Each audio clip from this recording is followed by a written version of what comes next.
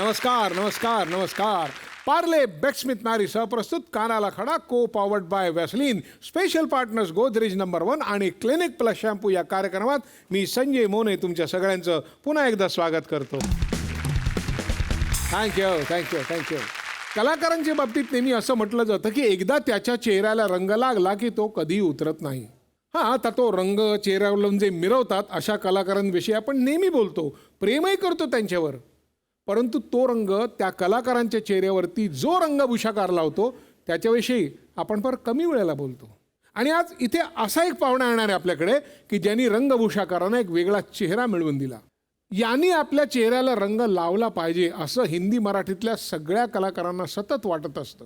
हल्ली सिनेमांमध्ये नायक नायिका वगैरे नंतर ठरतात, पण रंगभूषाकार म्हणून ह्यांचं नाव आधी ठरलं जातं. यांच्या हाताच्या जादूमुळे बालगंधर्वांपासून ते लोकमान्य टिळकांपर्यंत आणि नेताजी सुभाषचंद्र बोस यांच्यापासून अगदी डॉक्टर बाबासाहेब आंबेडकरांपर्यंत सगळे महापुरुष पडद्यावरती जिवंत झाले. आपण स्वागत करूया ज्येष्ठ रंगभूषाकार विक्रम गायकवाड यांचं. चेहऱ्याला रंग यांनी लावला की मग भूमिकेच होत सोनं. हात ह्यांचा लागल्यावर उतरते त्या पात्रांमध्ये जान. चेहऱ्याला रंग यांनी लावला की मग भूमिकेच होत सोनं. हात ह्यांचा लागल्यावर उतरते त्या पात्रांमध्ये जान. हो रंगच ज्यांचा जीवन साथी रंगाशीच आहे दोस्ती.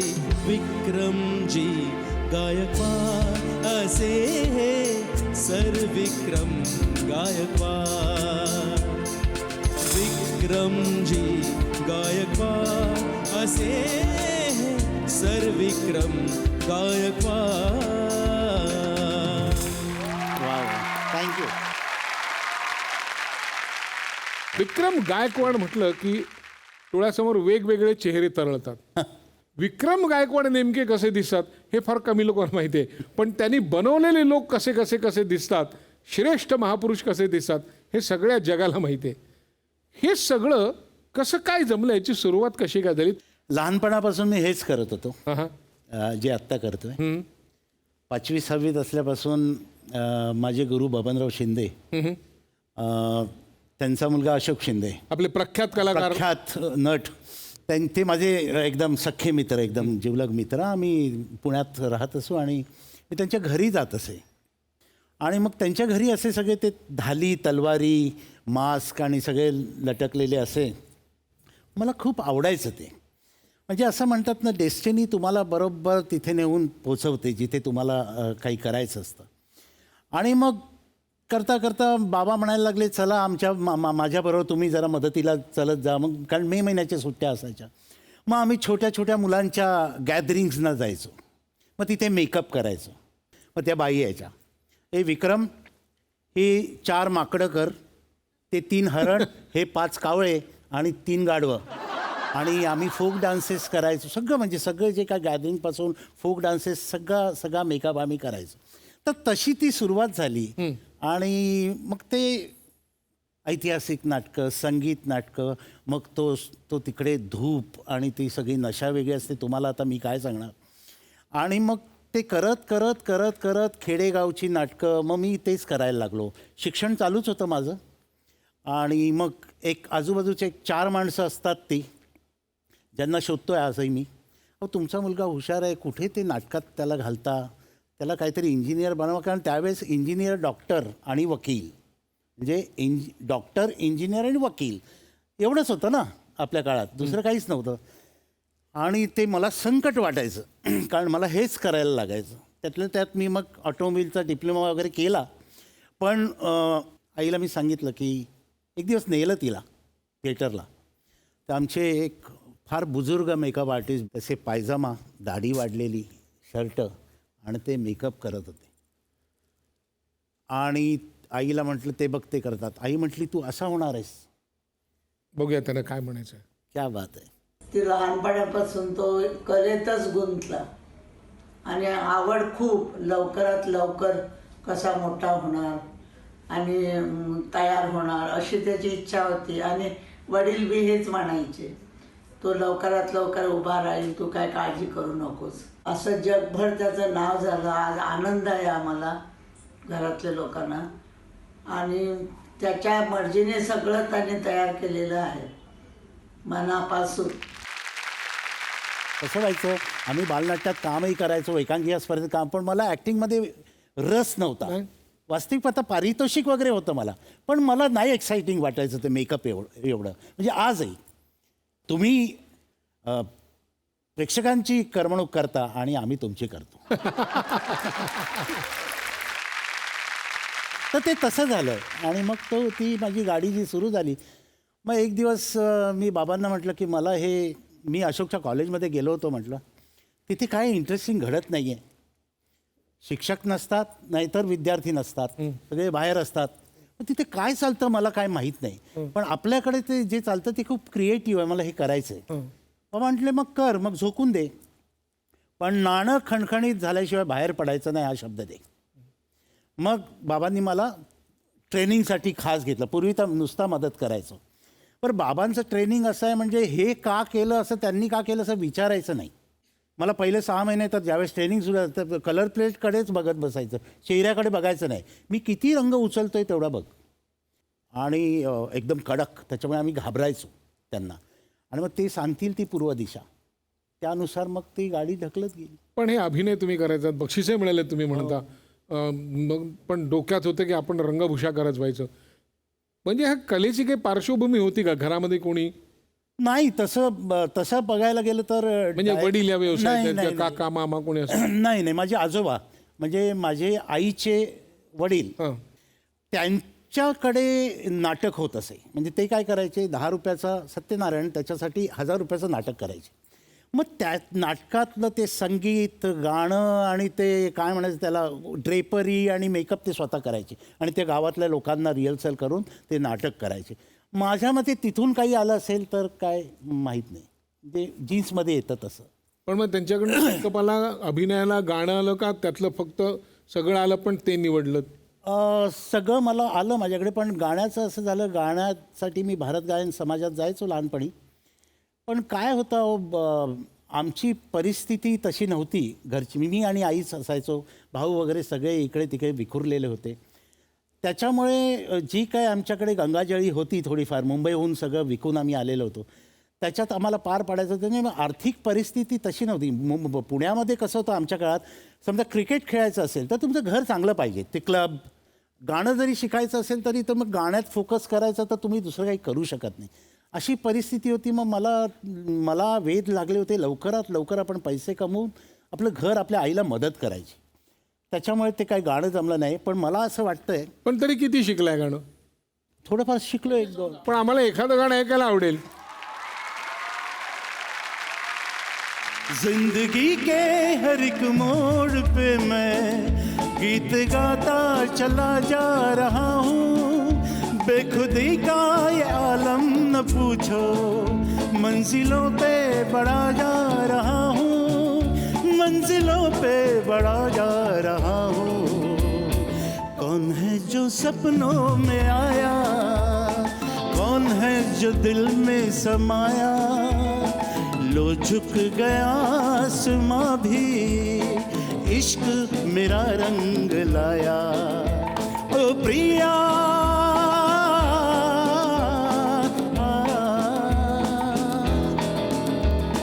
ओ प्रिया.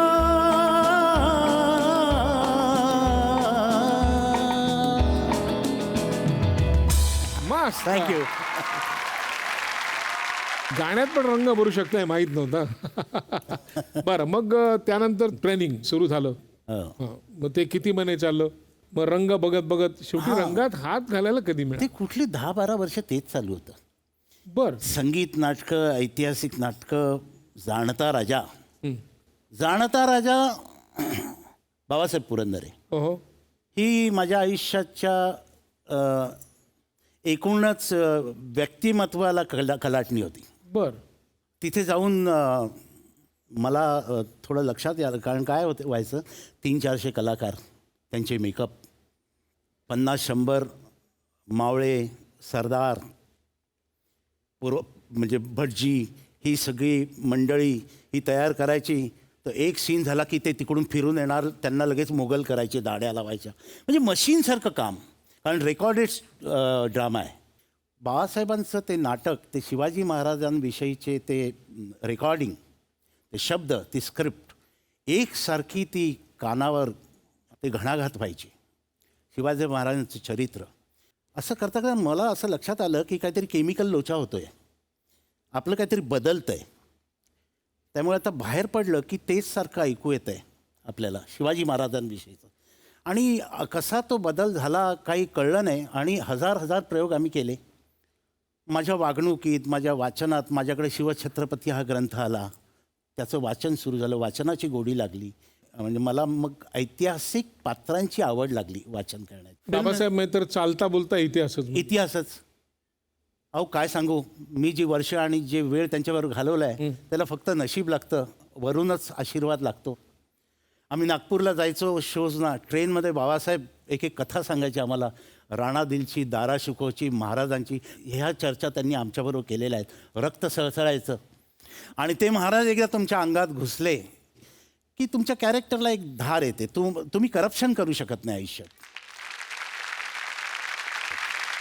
आणि तुम्ही भीती वाटू शकत नाही तुम्हाला. तर बाबांनी मला एक 2 गोष्टी सांगितल्या होत्या की आयुष्यात खोटं बोलायचं नाही आणि आयुष्यात घाबरायचं नाही. कारण भीती जी असते, भीती या सगळ्यांना जन्माला घालत असते.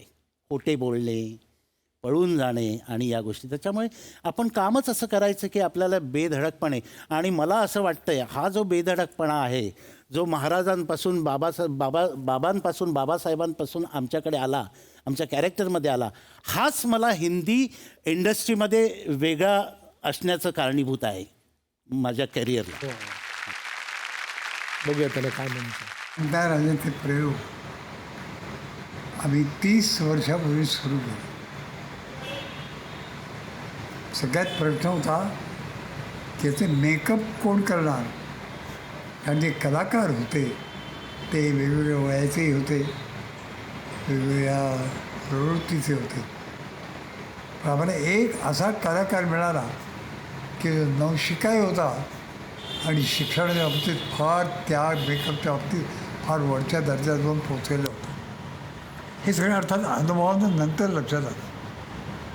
पण जाणता राहायचं ते मेकअप, एक अफजल खान तर दुसरे एकदम शिवाय महाराज, जिजाऊ साहेब तर एकदम दुसरी एखादी त्याच काळातली एखादी स्त्री, या सगळ्यांचे मेकअप करणं आणि तेही कमीत कमी वेळात 3 तासाच्या नाटकातले मेकअप करणं आणि कमीत कमी 63 कलाकारांचे मेकअप करणं सोपं नाही.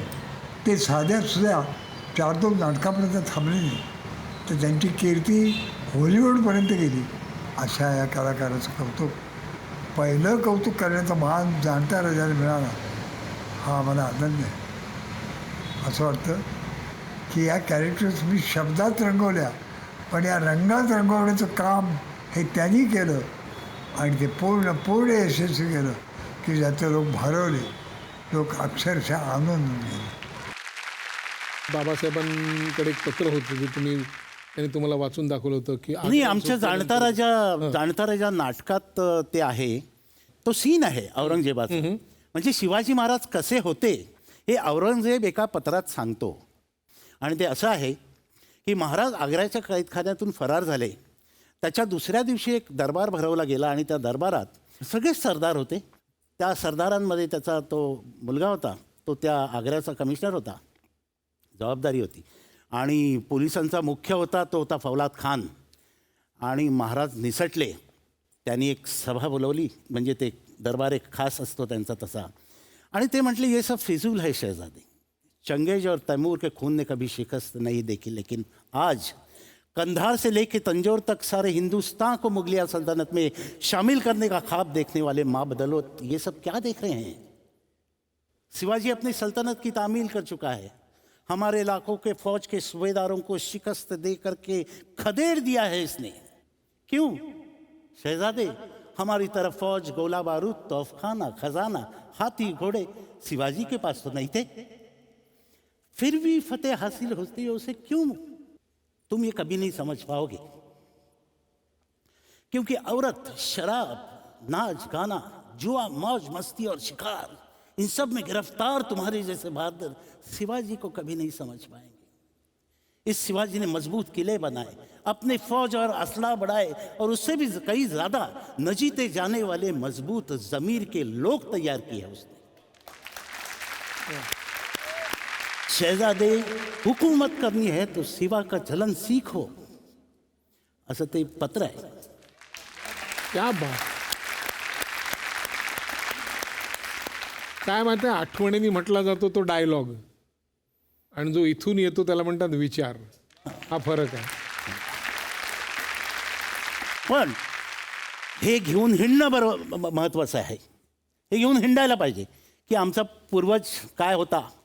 एक सुदबरी करप्शनचा वास नको आहे काम करताना, आणि हे प्रत्येकाने प्रत्येकाच्या कामात वापरा, हे जरुरी नाही आहे. आणि तरीसुद्धा तुम्ही स्वस्थ व्हाल, तुम्ही सुखी व्हाल, तुम्ही समाधानी व्हाल. सुरुवात कुठून झाली मग नेमकी सिनेमाची सुरुवात? पहिला चित्रपट कुठला? वास्तविक पाहता पहिला चित्रपट आहे ना, राम कदम, म्युझिक डायरेक्टर राम कदम, फार मोठी व्यक्ती, त्यांनी एक पवळा नावाचा चित्रपट काढला पठ्ठे बापूरावांच्या लाईन. नामचंद त्यांचे पवळा आणि पवळा. पठ्ठे बापूराव. अशोक शिंदे पठ्ठे बापूराव. अशोक शिंदेला वय वर्ष 25 ते वय वर्ष 80 दाखवायचं आहे. आणि ते 80 मी तिथे मिरजेला शूटिंग होतं आणि तिथे एक हॉस्पिटल होतं. तिथून कुठून तरी दुबईहून टिश्यू पेपर्स यायचे. त्या टिश्यू पेपर लावून मी अशोक शिंदेला वृद्ध बनवला. मी तुम्हाला सांगतो, त्या काळात त्या समाजात मी जे काम केलं ते आजही मी करू शकत नाही आणि केलेलं नाही. क्या बात.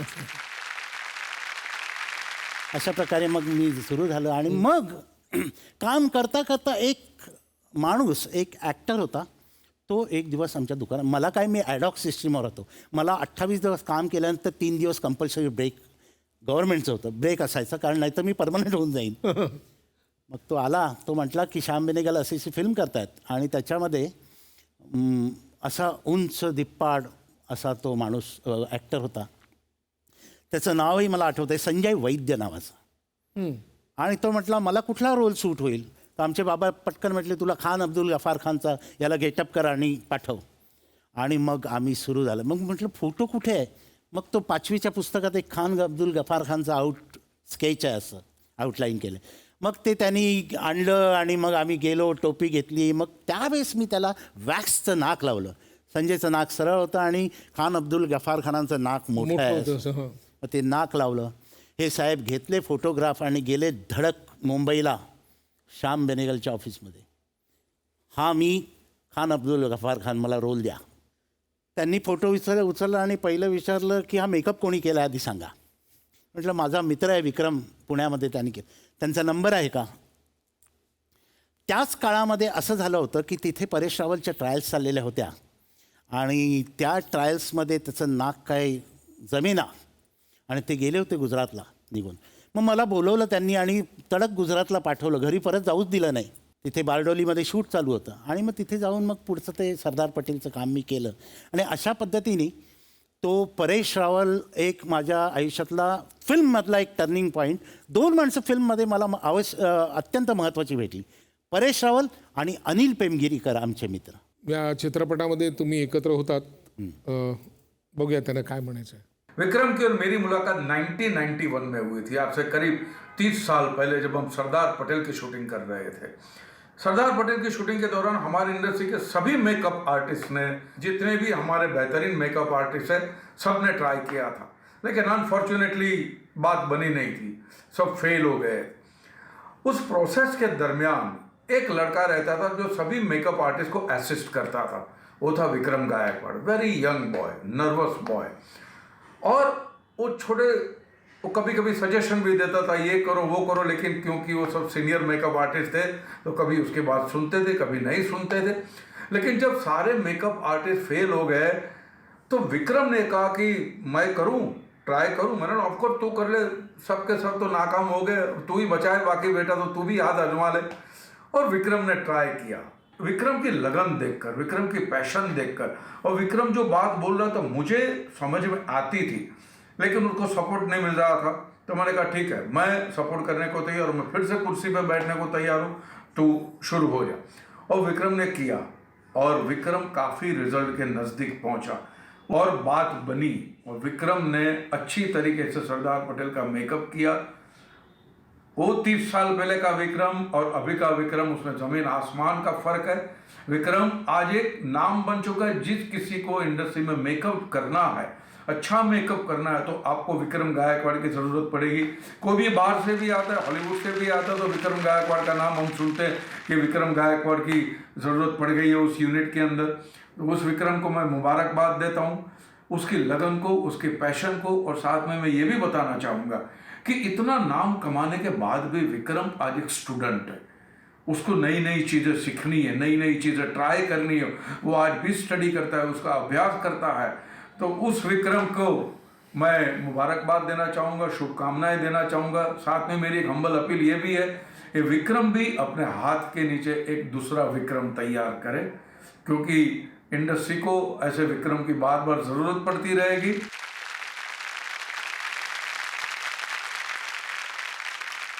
मी पळून निघालो होतो. या माणसाने मला सांगितलं, विक्रम देख तेरे में मैंने कुछ देखा है, मैं अभी तेरे को लिख के देता हूँ, तू तेरे फील्ड में राज करेगा, तू रुक, तू भाग मत.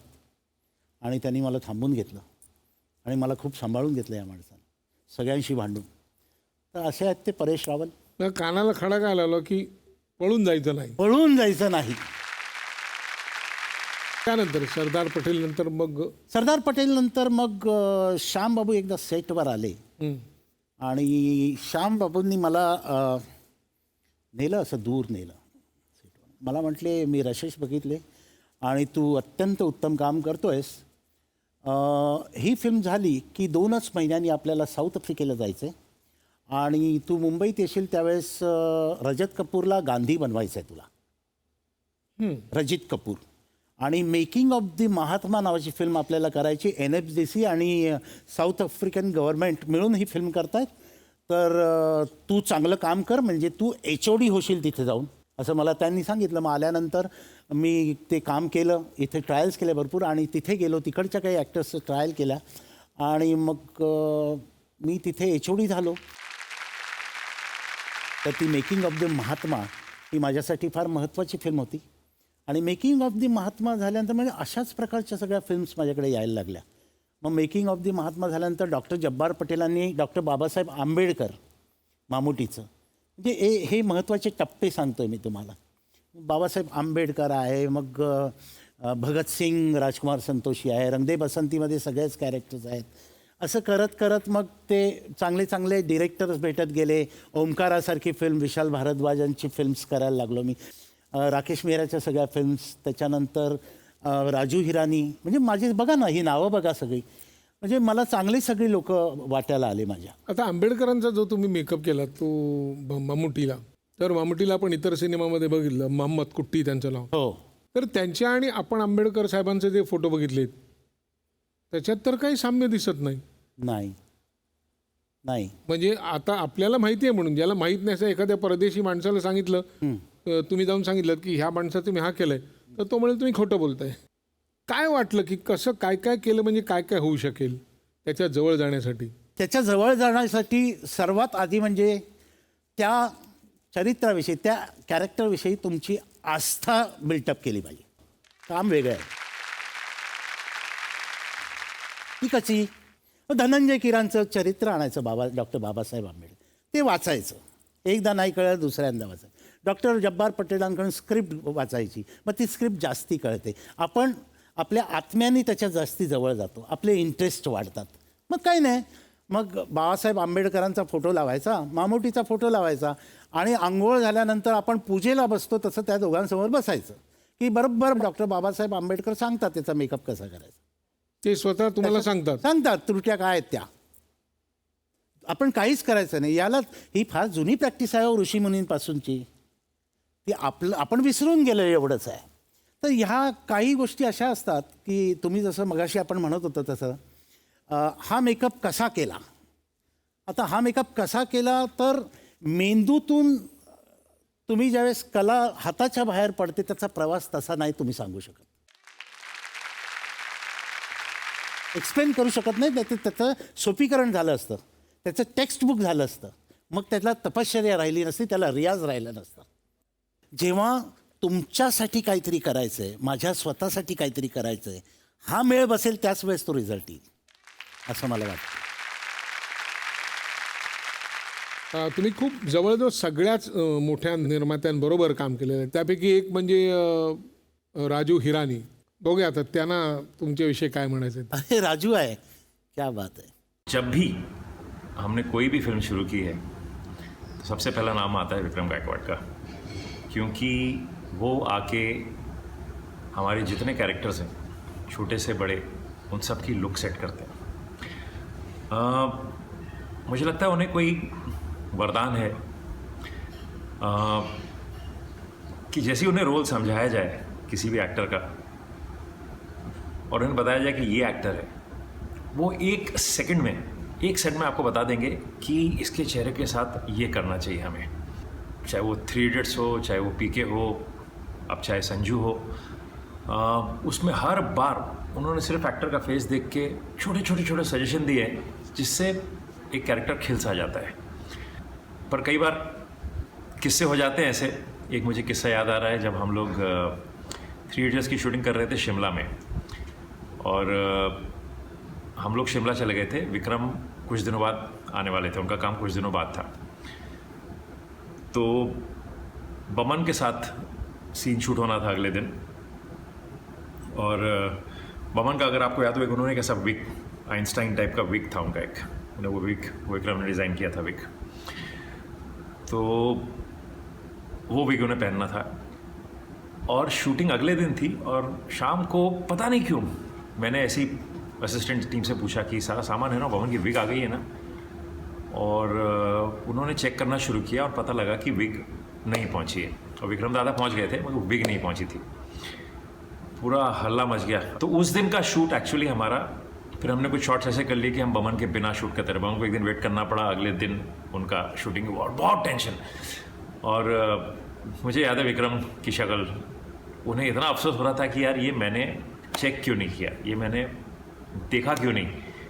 और आई थिंक उस दिन के बाद उन्होंने ठान लिया कि अब से जहाँ भी जाऊँगा मैं खुद पर्सनली अपना सामान चेक करूँगा, उसके बाद जाऊँगा.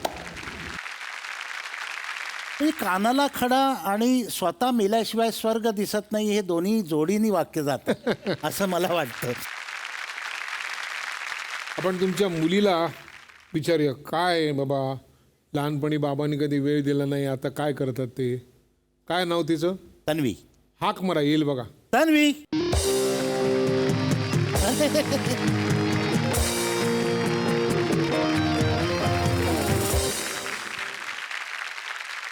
हा तन्वी, काय झालं माहिती आहे का, मगाचपासून आम्ही ऐकतोय, नंतर काही लोकांनी सांगितलं की अत्यंत गुणी माणूस आहे, इतका भरपूर वेळ देतो प्रत्येक गोष्टीला, खूप वेळ देतो, तन मन धन सगळं, म्हणजे 8-8 तास आमच्याकडे शूटिंग करत असतो, खूप वेळ देतो, सगळा चांगला माणूस आहे. आता फार झालं हे सगळं, एकदा सांगून टाक बरं कसे चांगले नाही आहेत ते. नाही, अनफॉर्च्युनेटली तो इतका चांगला आहे, इतका गोड आहे की त्याच्याबद्दल काहीच कंप्लेंट्स नाही आहेत. थोडा वेळ कमी दिला आहे त्यांनी लहानपणीपासून, पण जो काय वेळ दिला आहे तो सगळा क्वालिटी टाईम आहे. आत्ताही तो घरी जेव्हा असेल तेव्हा तो सकाळी उठणार, ही विल कुक समथिंग, काहीतरी मॉकटेल्स बनवेल, स्टोरीज सांगेल. सो तो घरी असला की वी फील व्हेरी लाईव्हली.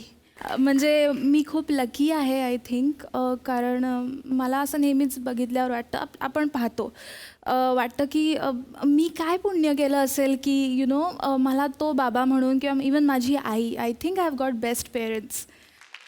या बाबतीत तुमच्या पत्नीला काय म्हणायचं आपण बघूया. हाय विक्रम, आपण फिल्म इन्स्टिट्यूटला भेटलो. आज त्याला 30 वर्ष झाली. फिल्म इन्स्टिट्यूटपासून आपला प्रवास सुरू झाला आहे, तेव्हापासून मी तुला ओळखते. 30 वर्षाचा संसारात, पण तू फक्त 5 ते 6 वर्ष संसारात होतास. तुला चॅलेंजिंग कामं मिळतात, कायमच तुला चॅलेंजिंग कामं मिळत आली आहेत, आणि त्याच्यामुळे तू मोठाही होत गेला आहेस.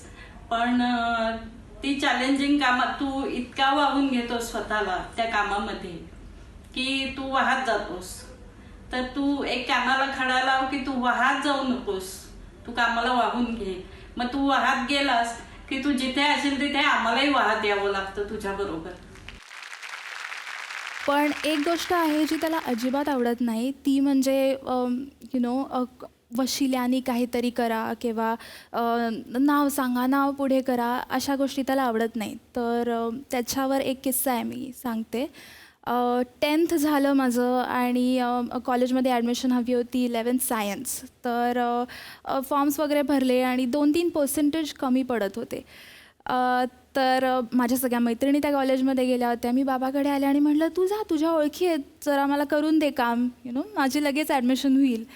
तर बाबा म्हणला की, म्हणजे पहिल्यांदा मी बाबाला एवढं स्टर्नली आणि स्ट्रिक्टली नाही, आपण हे नाही करणार आहोत, आणि ही वॉज व्हेरी फर्म. तेवढ्या वेळेपुरतं मला जरा वाईट वाटलं, पण त्याच्यानंतर नाही म्हणाले म्हणून. पण त्याच्यानंतर त्यांनी मला समजावून सांगितलं की आत्ता तू जर हे केलंस तर पुढे जाऊन काय होणार आहे. आता मी हे करून देईन, पण पुढे जाऊन त्या पायऱ्या तुला चढायच्या आहेत. So always be independent, always behave की तू एकटी आहेस, तुझी जी काय केपेबिलिटी आहे त्याप्रमाणे तू पुढे जाणार आहेस, आणि have some patience, waiting list लागेल, आपण बघूयात. आणि it worked. I had patience, admission झाली, आणि दॅट थिंग मी आत्तापर्यंत ती लक्षात ठेवली आहे की कानाला खडा कुठल्याही गोष्टीसाठी कोणाकडेही वशिला लावायचा आणि नाही. माझ्याकडे तर बोलायचंच नाही. एकेकाळी जसं नायकाची अवस्था होती, आज तशी विक्रम गायकवाड यांची अवस्था आहे की त्यांच्याशिवाय पान हलत नाही. मग आपण एकदा रंग लावून काहीतरी या सगळ्यांना दाखवून द्यावं की आम्हाला हे पण करता येतं, पण तुम्हाला मेकअप करता येत नाही, असं कधी चॅलेंज वगैरे घेतलंय की नाही? एक माणूस होता, एक नट होता, तो मला म्हटला की ॲक्टिंग वगैरे ना, हे म्हणजे बोलता बोलता असा विषय निघाला. तो म्हटलं ते मेकअप एवढं तसं सोपं नाही आहे, ॲक्टिंगला खूप फोकस असावं लागतं, हे ते मला बरंच काय काय सांगत होता. आणि हे त्यांनी सांगणं, आणि मी म्हटलं नाही, कसं आहे, आपल्याला इंटरेस्ट जरी नसला तरी कुठून तरी ह्याला लक्षात आलं पाहिजे की मी थोडासा अभिनय करू शकतो. तुम्ही संजयराव एक गोष्ट लक्षात घ्या, मी तुमच्याबरोबर 30 वर्ष काम करतो आहे, मी जर एक 3 वाक्य नाही बोलू शकलो तर मी 30 वर्ष काय करतो आहे, तुमचं ऑब्झर्वेशन काय करतो, आणि तुम्ही जर एक मिशी लावू शकला नाहीत मी नसताना तर तुम्ही काय करताय. बरोबर. आणि आलाच योग. एक सिनेमा होता, त्याचं मी डिझाईन करणार होतो. एक आमचा मित्र आहे जुना फिल्म इन्स्टिट्यूटमधला, आणि त्यांनी तपन दास, त्यांनी एक फिल्म केली संघर्ष जीवनाचा. त्या शूटिंगच्या पहिल्या दिवशी मी पोचलो. तो अजिंक्य देवचा छोट्या भावाचं काम करणारा नट पैसे मिळाले नाही म्हणून पोचलाच नाही, आणि तो तपन दास माझ्याकडे आला आणि तो मला म्हटला की दादा क्या है कि वो एक रोल है, वो तेरे को करना है, 3 सीन है सिर्फ. म्हटलं बघ, माझं भगतसिंग तिकडे चाललेलं होतं 3-4 फिल्म, मला अडकवू नको. तो म्हटला कुछ नहीं, 3 सीन है, तू करके निकल जा, पागल है, मेंटली रिटायर्ड है, तेरे को कुछ नहीं करना है. म्हटलं असं नाही, मेंटली रिटायर्ड आहे. मग मी ते डॉक्टर मोहन आगाशे यांना फोन करून विचारलं की असं माणूस कसा असू शकतो. मग त्यांनी मला सांगितलं की ते डोक्यावर मार पडलेला तो तसाच मोठा होतो, पण त्याचं जे काही अवेअरनेस आहे तो गेलेला असतो, चालताना पडू शकतो, हातपाय वाकडे होतात, हे ते काय काय आहे. मग तशा प्रकारे मी तो अभिनय केला, आणि मग ते केलं आणि झालं, विसरलो मी. आणि अचानक एक दिवस मंत्रालयातून का कुठून फोन येतो ना, तो आला की बेस्ट ॲक्टरमध्ये तुमचं नॉमिनेशन झालेलं आहे या संघर्ष जीवनासाठी रोलसाठी, तर कृपया 30 एप्रिलला तुम्ही या मुंबईत. मी गेलो आणि त्यांनी अनाऊन्स केलं, विशेष अभिनेता विक्रम गायकवाड. आणि मी अवॉर्ड मारला. मी अवॉर्ड घ्यायला चाललो होतो. शिवाजी साठा म्हणतात आता मेकअपची काही कामं असतील तर आमच्यासाठी बघा. तर मला असं म्हणायचं की आपण कोणालाही अंडर एस्टिमेट करता कामा नये कधीच, कुठल्या क्षेत्रात. किती लोकांनी ॲक्टिंगचे चान्स दिले. राजकुमार संतोषीच्या लिजंड ऑफ भगतसिंगमध्ये मी आहे, एक मोठं कॅरेक्टर केलं आहे मी, पण कधीच मी चिकटून राहिलो नाही. त्याच्यानंतर पण मला विचारणा झाली, या चित्रपटानंतर विचारणा झाली, कधीच नाही. कारण माझं काम वेगळं आहे. आपल्याला लक्षात यायला पाहिजे, कळत नाही ते सुद्धा कळलं पाहिजे की मी कशासाठी बनलो आहे आणि आपलं काय करायचं. मला माझ्याबरोबर आपल्या देशातली आपल्या राज्यातली अशी काही मुलं आहेत, ती कुठल्याही धर्माची असो, कुठल्याही जातीची असो, ज्यांना घरच्यांनी अगदीच हिडीसमधून काढलं यार. माझ्याकडे कित्येक अशी मुलं आहेत जी म्हणतात की माझा बाप म्हणतो याला 60 रुपये नोकरी देऊन कोणी पाणी भरायला ठेवणार नाही. मवाली आहे, चौकात उभा राहतो, नाक्यावर उभा राहतो, त्याच्या खांद्यावर प्रेमाने हात ठेवून त्याला विचारलं ना तुझा इंटरेस्ट काय, आणि हीच मुलं माझ्याकडे झेंडे लावत आहेत. या मुलांनी त्यांच्या घरातल्या त्यांच्या बहिणींची लग्न लावून दिलेत, त्यांच्या आईवडिलांचे ऑपरेशन्स केलेत, घरं घेतली आहेत, गाड्या घेतल्यात. मग मग काय बरं, मग काय होते ते? त्यांच्या खांद्यावर कोणी हात ठेवला नाही, त्यांच्यावर विश्वास दाखवला नाही आणि त्यांना विश्वास दिला नाही तू हे करू शकतो. मला असं वाटतंय प्रत्येक जबाबदार भारतीय आणि महाराष्ट्रीयन माणसांनी समाजातली आपापल्या परीने 1-2 मुलं घ्यावीत आणि त्यांना काहीतरी उद्योग मार्ग दाखवावा.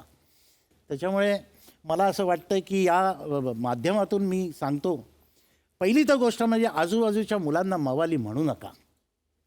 त्यांच्यात एक उत्स्फूर्त असं कारंज आहे, मग त्या उत्स्फूर्तताला कुठेतरी डायव्हर्शन दिलं पाहिजे चांगल्या.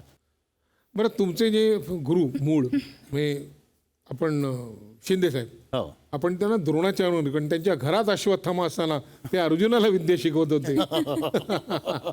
खरंय खरंय. अश्वत्थामा हे उत्तम आहे, फार छान आहे, तो माझा मित्रच आहे. पण अश्वत्थामाचं असं आहे, अश्वत्थामाला हँडसम असल्यामुळे लोकांनी चित्रपटात तो येण्याच्या आधीच त्याला हिरो केला होता. हो, आणि मग अशा हँडसम माणसाला जागा कुठली आहे, तर कॅमेऱ्याच्या समोरची आहे. समोरची आहे. अश्वत्थामाला काय म्हणायचं बघूया. कानाला खडा हा आहे की पहिला चित्रपट जो आपण दोघेही नवीन होतो, संगीतकार राम कदम डिरेक्टर होते आणि पिक्चरचं नाव होतं पवळा. पठ्ठे बापूरावांची प्रमुख भूमिका मी करत होतो आणि तू मेकअप करत होतास. तुम्हाला पहाटे 3 वाजता 60 आणि 90 वर्षाची गेटअपसाठी साधा ब्रश नाही तर पेंटिंगचा ब्रशनी बोरकर गममध्ये तो ब्रश बुडवायचास आणि संपूर्ण चेहरा मानेला लावायचास. 4 तास मेकअप करायचास, 4 तास मेकअप करायचास. आणि माझी एवढी चिडचिड व्हायची, माझा रंग बदलला होता, परंतु तुझे डेडिकेशन होतं, आपली भांडणं व्हायची. पण तेव्हापासून स्पिरिट गमची भीती जी बसली आहे ना, ती आजही गेली नाही. म्हणून मी हल्ली गेटअप कुठलाच करत नाही. बरं, आमच्या कार्यक्रमातला हा शेवटला भाग असतो एक असा की कुठे ना कुठेतरी काहीतरी एक गोष्ट असते. काही जणांच्या मनात सल असतो, काही जणांना काही कबूल द्यायची असते, काही जणांना सांगायचं असतं, किंवा काही जणांना काही गोष्टी सांगा, बा या बाबतीत मी आयुष्यभराला कानाला खडा लावलाय. असं काय तुम्हाला सांगायचं? हा वेळ तुमचा आहे पूर्ण एकट्याचा. मी माझ्या फॅमिलीला, माझं काम, माझं डेडिकेट एवढं इंडस्ट्रीला केलं की कधी कधी ना विसरून जातो आपण की आपण त्याच्या मागे असतो. ही फ्लाईट पकड, लंडन अपडाऊन कर, हे ते, त्याच्यामध्ये कळत नाही की आपण एक आपलं दुसरं लाईफ वेस्ट होतं आहे. त्याच्यामुळे माझ्या फॅमिलीकडे मला माफी मागायची, माझ्या फॅमिली. आणि तुम्हाला काय सांगू मी, माझा धड पुण्यात कोणी मित्र राहू शकला नाही माझ्याबरोबर, धड मुंबईत कोणी राहू शकला नाही. आता ही मुलगी आहे, लहानपण हिचं मी संपूर्ण बाहेर असताना काढलं आहे.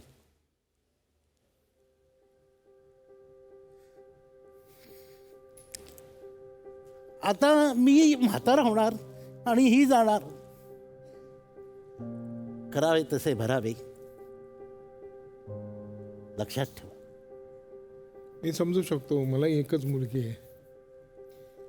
ती म्हणायची लहानपणी, बाबू तू येत नाही ना, मी मोठी झाली, मी कामाला लागली ना की मी पण येणार. तसंच होतं, ही दिवसभर काम करत असते, मला आज वेळ मिळतो तरीसुद्धा ती नसते. मग आम्ही हट्ट करतो तिच्यापाशी, ये ना, काय करते, ये ना. पण मग मला आठवतं की मला कसा कधी हट्ट केला नाही त्यांनी असा.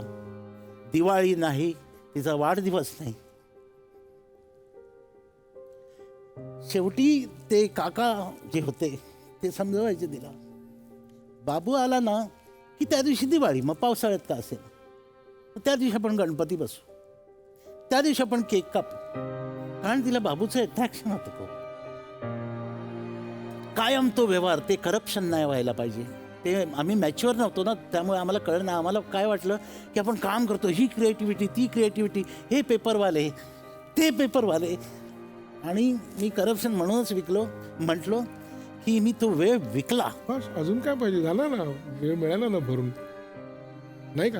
हो काय तिची आई समजायची, अरे बाबू तुझ्यासाठी करतोय ना, आपल्याला भविष्य आहे ना, पुढे तुला शिक्षण करायचं आहे, हे करायचं आहे. नंतर जाऊन मला असा मनात विचार येतो, एवढे पैसे नाही लागत हो,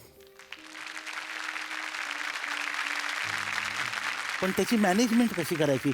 एकदा तुम्ही चांगलं काम करायला लागला की तुम्ही समाजाचे होता, तुम्ही प्रोड्युसरचे होता, डायरेक्टरचे, नटाचे होता. तुम्ही नाही, राजू हिरानी मी किती बिझी असलो, राजूनी मग 2 दिन का आके काम करके ज्या म्हटलं नाही कसं म्हणणार हो. मोने साहेबांनी मला सांगितलं एक गेटअप आहे, एक अर्धा तासासाठी या. मी नाही म्हणू शकत का. पण असं करत करत लाईफ बिझी असं. पण एक सांगू का, तुमच्या मुलीला अभिमान आहे की नुसते पैसे नाही कमवले, आणि जे पैसे कमवले ते कुठून कमवले त्याचा प्रत्येक पैंचा हिशोब तिच्या मनात आहे. आणि दुसऱ्यांना भरे मुखोटे चढवून त्यांनी पैसे कमवले, पण स्वतः मात्र इतकाही मुखोटा चढवला चालवलं नाही. नाही कसं होतं, आज दाढी मिशी आहे ती सुद्धा स्वतःची आहे. स्वतःची आहे, चिकटवलेली नाही. फार बरं वाटलं तुम्ही इथे आलात, त्याबद्दल झी मराठीतर्फे एक प्रेमाची आठवण छोटीशी भेट. पण एक मिनिट, एक वाक्य मला बोलायचं आहे. तुमची कला, माझी कला, हिची कला, याची कला. एक शेर आहे, फार सुंदर आहे. तो शेर असा आहे कि गज़ल में रंजिश अल्फाज ही नहीं काफ़ी, जिगर का खून भी कुछ चाहिए असर के लिए. क्या बात, क्या बात.